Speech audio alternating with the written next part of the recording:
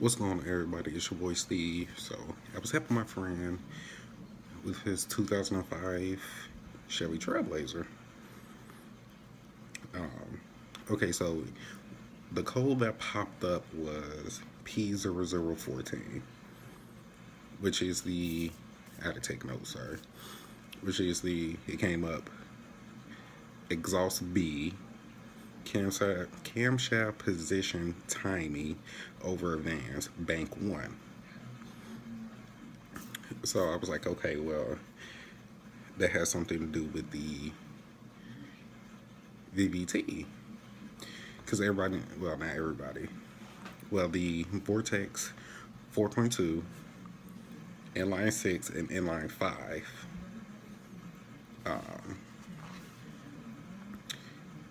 is a VVT engine. A lot of people don't know that, but yeah, so pretty much that engine was in production from 2002 to 2012. On the Oldsmobile Bravada,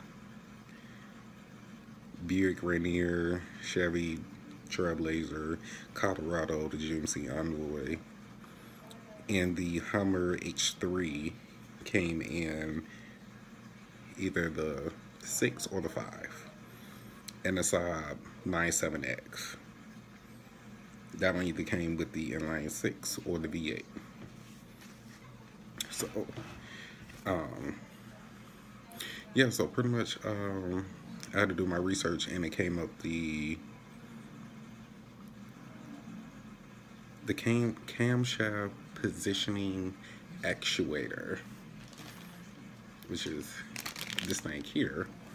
And it's so funny, ironic, mine's actually came up with that code too, like the other day. So I'm like, okay, this is crazy, but whatever. Yeah, so I went to AutoZone and picked it up. First, I went to Advanced Auto Parts. They didn't have it, yeah, especially the one that I wanted.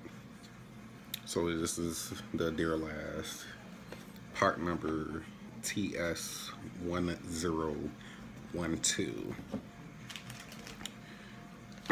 I'm keeping it in the bed because it has oil on it, so it won't rust or nothing. But this design I like better because it has like these springs. You can see, like the springs on it to keep the screens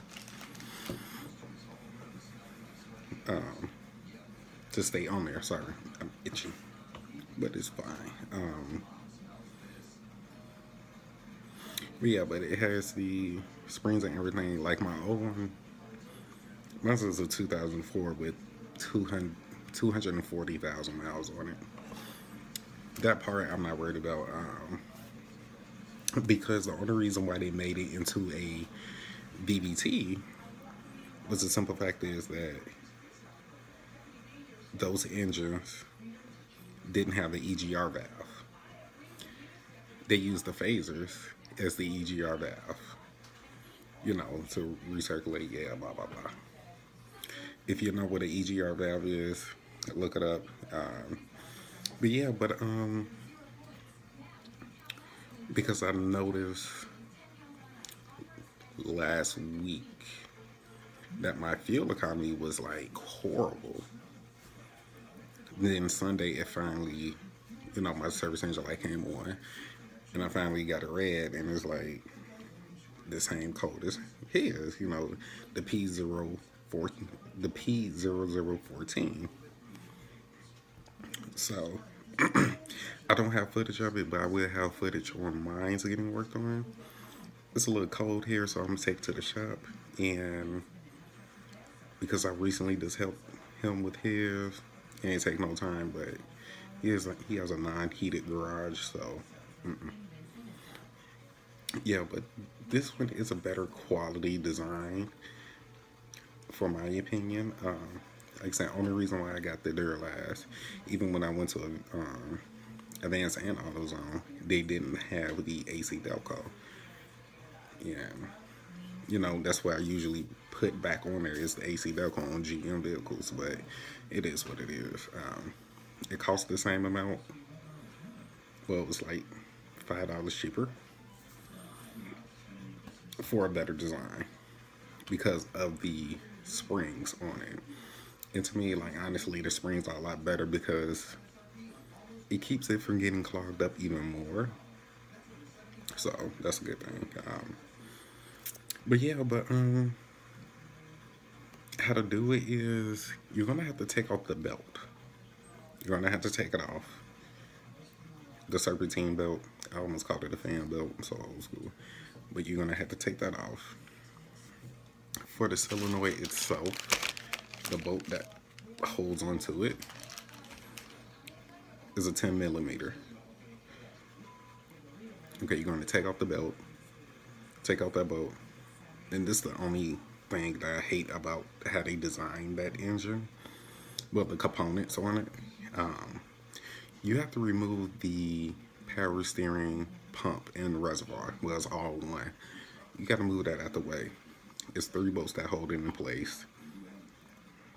That you could get to it because the pulley on it is slotted, so you're able to get to it. And those bolts are a 13 millimeter. Yeah, 13 millimeters to remove that. You're gonna pull it out, put it back in. It actually felt like it was moving, but gonna take out the old, put on the new, and just reverse the process. And also, after you get done, don't start up the engine.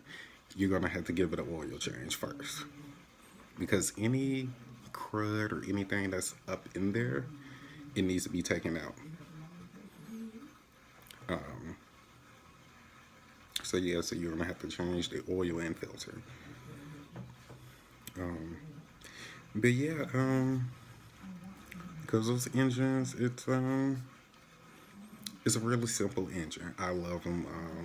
I stand by them.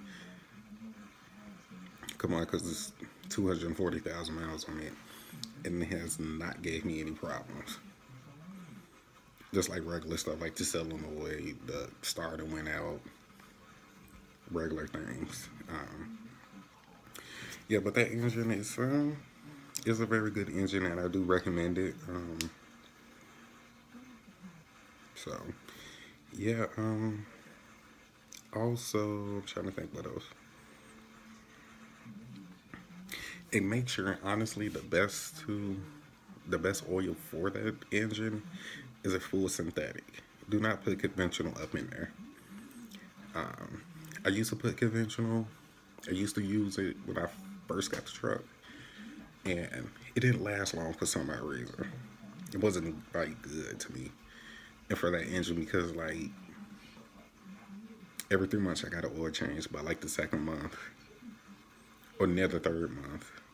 I was like always quarts low for some odd reason. I wasn't burning oil. The crankcase valve wasn't sucking no oil. Wasn't leaking oil or anything. It was just burning off. But use a really good synthetic. Valvoline has a really good one. Actually, like Castro Edge is really good too. So I do recommend those too. But yeah, but that yeah, but that's it. Yeah, and everything I noticed on here, every last one of my research was either made in Germany, either yeah, like Japan or whatever, China, and made in Mexico. But usually the ones that's made in Mexico, usually those last pretty long too. Um, but yeah, I take another look at it. But yeah, this is it. Like I said, it's a better design than I thought it would be. But that's pretty much it. Yeah, y'all have a good one. Oh, yeah, Happy New Year because I have not been on here yet. But Happy New Year, everybody, and enjoy.